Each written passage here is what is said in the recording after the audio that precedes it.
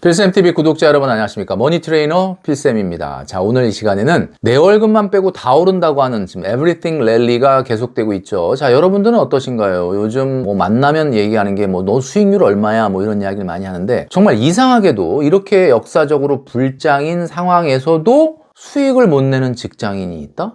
어떤 사람들이 이런 불장에도 수익을 내지 못하는지 그 네 가지의 유형에 대해서 말씀드릴 테니까요. 이거 혹시 내 얘기하는 거 아닌가? 라고 한번 점검해 보시면 좋겠다라는 생각이 듭니다. 제가 나스닥이 3년간 106.4% 올랐다라고 얘기했는데 사실 삼성전자는 말이죠. 올해 들어와가지고 72% 가까이 상승을 했습니다. 정말 대단한 불장이 아닐 수 없다. 자, 그런데 SK하이닉스는 더 대단하죠. SK하이닉스는 1년 만에 189%가 상승했다. 코스피를 이끌고 있는 이 두 개 회사가 이렇게 대단한 성장을 보이다 보니까 개미 투자자들도 수익이 굉장히 많이 늘어나겠죠. 자, 그러다 보니까 내가 만약에 지금 투자를 안 하고 있거나 아니면 하더라도 뭐 최근에 시작을 했거나 아니면 어떻게 해야 될지 몰라서 우왕좌왕하고 있다. 그러면 당연히 포모가 생기게 될 겁니다. 아마 이 포모가 없는 게 더 이상할 정도다라는 생각이 듭니다. 이게 바로 공포감이죠. 우리의 마음속에 공포감이 든다라는 이야기입니다. 자본주의 사회는 아무래도 비교를 하게 되지 않습니까? 자, 그러다 보니까 아무래도 이 마음속에 공포감이 일어날 수밖에 없는데 우리가 지옥 그러면 어떤 것부터 떠오르시죠?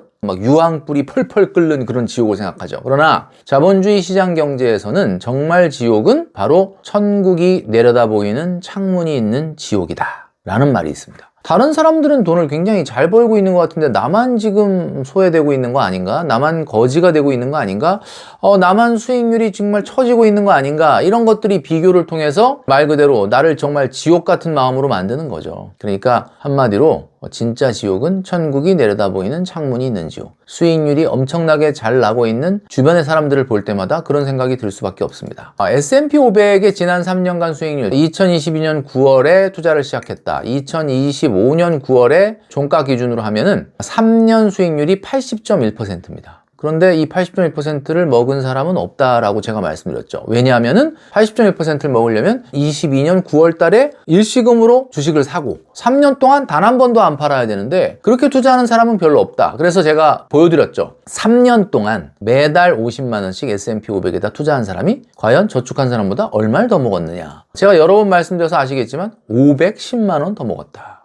510만 원이 작은 돈은 아니죠. 그렇지만 510만 원은 사실은 우리가 봤을 때 안마의자 한 대 값 아닙니까? 3년 동안 고생해서 안마의자 한 대 값을 더 벌었다. 대단하긴 한데 그게 뭐 대단히 인생을 바꾸거나 이게 달라지는 건 없다. 내가 만약에 청년도약계좌에다가 50만 원씩 했다 그러면은 S&P 500 지난 3년간 판타스틱한 수익률에 투자한 친구보다 고작 180만 원밖에 차이가 안 난다라고 말씀을 드렸습니다. 자, 그래서 제가 오늘 네 가지 유형을 말씀드린다고 했죠. 그 네 가지가 뭐죠? 바로 이렇게 불장해, 이렇게 역사적인 상승장에서 투자를 하는데 이상하게 수익이 안 난다. 왜 수익을 제대로 내지 못할까? 자, 그 네 가지에 해당되는 게 어떤 것인지 알아보도록 하겠습니다. 자, 첫 번째는 말이죠. 바로 투자 원금이 투자 효과 분기점에 미치지 못하는 직장인입니다. 우리가 보통 손익분기점을 BEP라고 하죠. Break Even Point. 자, 그런데 이 투자에 있어서도 손익분기점이라는 게 있습니다. 투자의 실질적 효과가 나타나기 시작하는 점이 바로 BEP죠. 제가 좀 전에 보여드렸던 50만 원을 기준으로 했을 때 실질적으로 50만 원 투자하는 거와 50만 원 저축하는 거에서는 그 구간에서는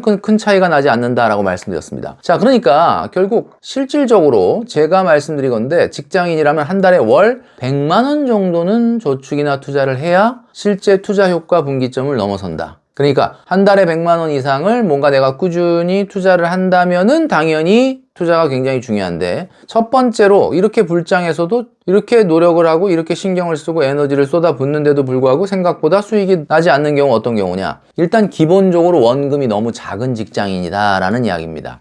사실 우리가 투자라는 게 그냥 거저 돈을 버는 거가 아니에요. 엄청난 시간과 에너지를 뺏기거든요. 우리 기성세대들 같은 경우는 비트코인 공포라는 게 있습니다. 비트코인 포비아죠. 비트코인 얘기만 하면은 다 공포감을 느낍니다. 왜냐하면 비트코인이 없거든요. 지난 3년간 522%가 상승했습니다. 물론 최근에 좀 조정을 받고 있긴 하지만 비트코인이라고 하는 것이 정말 어떻게 보면 자산 중에서 가장 많이 올라간 것 중에 하나인데 자, 그런데 여러분 아시겠지만 청년들은 다 비트코인이 있단 말이에요. 그러니까 기성세대는 비트코인 얘기만 나오면 공포감을 느낀다. 청년들은 다 비트코인이 있는데 나는 비트코인이 없다. 자, 그런데 여러분 청년들이 평균 어느 정도나 비트코인 투자하고 계신지 아십니까? 20대 청년들의 평균 비트코인 보유 금액은 80만 원이라고 합니다. 자, 그러니까 이게 사실은 원금이 안 되면 아무 의미가 없는 거예요. 제가 아까 투자를 하면서 시간과 에너지도 사실 돈으로 환산하면 엄청나다라고 말씀드렸는데 S&P 500에다가 1억을 넣은 사람, 그리고 1000만 원을 넣은 사람, 100만 원을 넣은 사람. 자, 1억을 넣은 사람 하루에 1시간 정도 모바일을 들여다봅니다. 1000만 원 넣은 사람 10분 정도 들여다봅니다. 100만 원 넣은 사람 하루 1분 정도 들여다봅니다. 이렇게 될까요?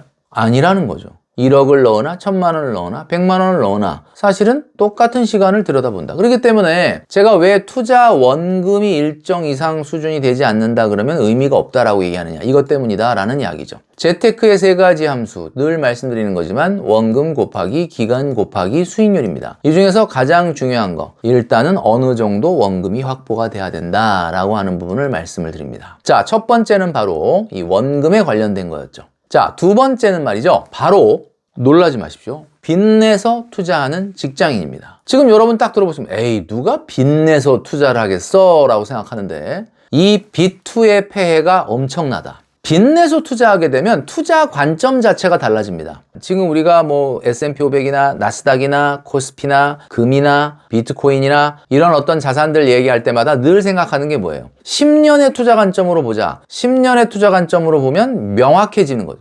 자, 그런데 10년의 관점으로 못 보고 자꾸 직장인들은 시야가 좁아집니다.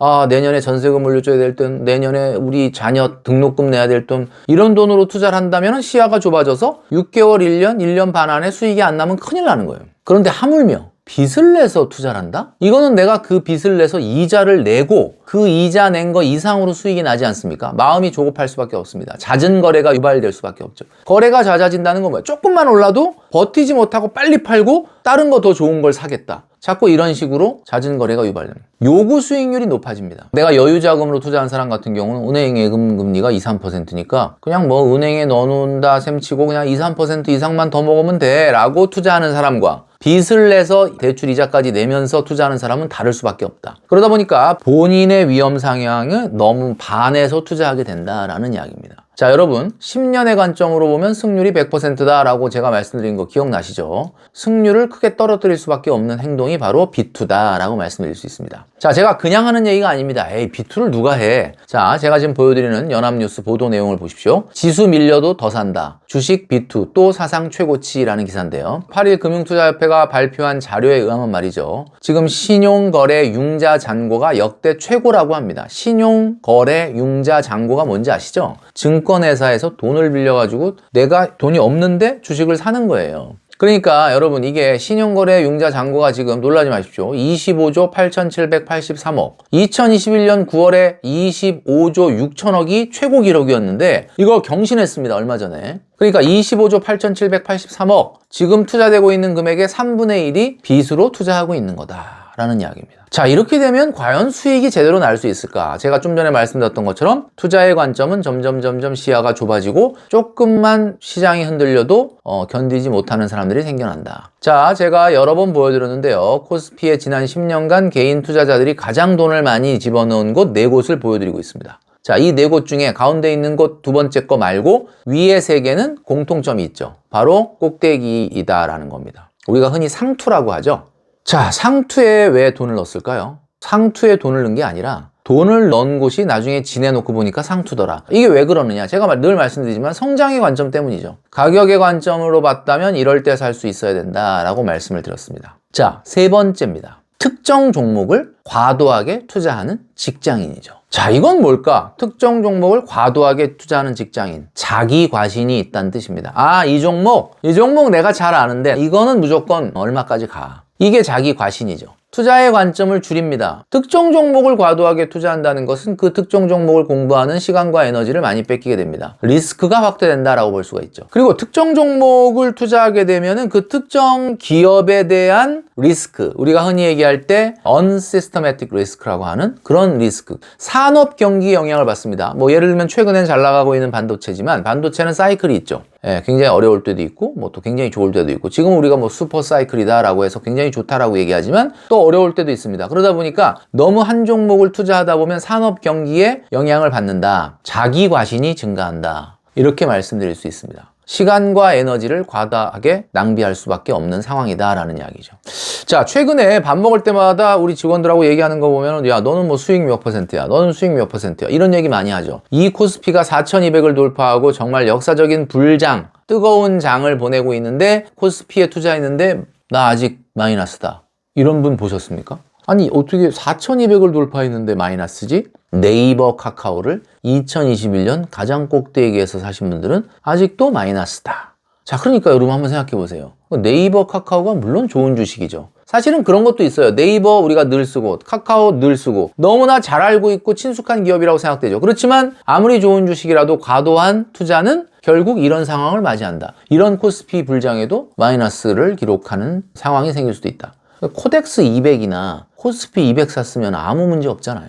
그러니까 지수를 산다면 이런 것들의 위험을 해지할 수가 있게 된다라는 이야기입니다. 제가 얼마 전에 이런 말씀 드렸죠. 큰 조정이 오더라도 회복은 빠를 것이니 오히려 조정이 오게 되면 평상시의 적립식보다는 조금 더 많은 돈, 일시금을 투입하는 것도 하나의 방법이다. 이런 얘기를 드렸는데 조정이 오면 그렇게 못합니다. 여러분 여러 번 제가 얘기했죠. 조정 오면은 조금 더 살 수 있는 저가 매수의 기간이다. 박앤세일이다. 이런 이야기를 했지만 뉴스에서 계속 공포감이 있는 뉴스를 떠들게 되면 떨어지는 칼날을 손으로 잡는 사람은 아무도 없다라는 이야기죠. 가격의 관점으로 본다면 이럴 때 살 수 있어야 된다. 말이 쉽지 생각보다 어렵다라는 이야기죠. 자, 네 번째는 말이죠. 바로 역사적 고점 논란에도 일시금으로 투자하는 직장인입니다.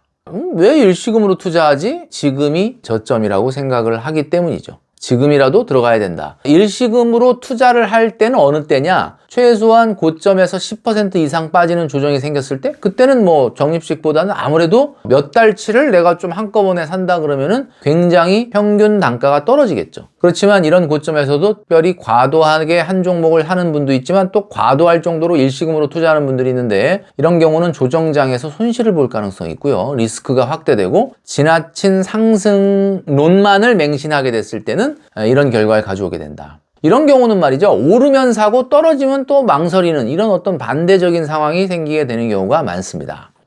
폭락이 온다면 사실은 큰 관점에서 10년의 관점에서 본다면 돈 벌 기회가 올 수도 있다. 그러나 대부분의 사람들은 대부분의 투자자들은 폭락이 오게 되면 공포감에 주식을 팔고 다 도망가는 경우가 굉장히 많다라는 이야기입니다. 지금 어떻게 보면 트리거, 시장에 만약에 트리거가 등장한다 그러면 어떤 일이 벌어져도 전혀 이상하지 않을 정도로 고점인 건 맞죠. 그렇기 때문에 투자는 신중해야 됩니다. 제가 오늘 말씀드렸던 네 가지의 패턴으로 하시는 경우에는 결코 장기 투자를 하기가 어렵고 실제 이런 불장에서도 생각보다 높은 수익이 안 나게 될 가능성이 많다. 자, 네 가지의 형태를 따라가는 건 아닌지 한번 점검해 보시는 여러분 되시기를 바라겠습니다.